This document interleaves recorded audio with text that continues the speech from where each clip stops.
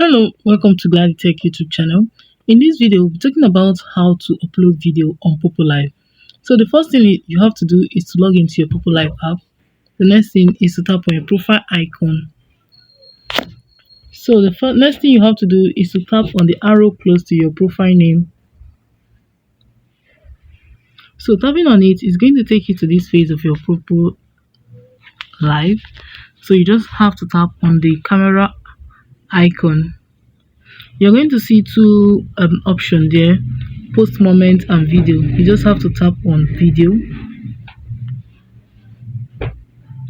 You have to tap on confirm, then tap on the plus icon.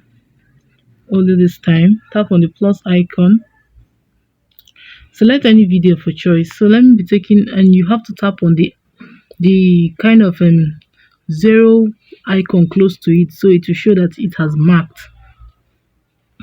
So now tap on complete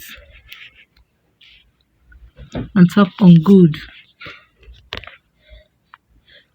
So guys, that is it on how you can now enter your title, enter your tags.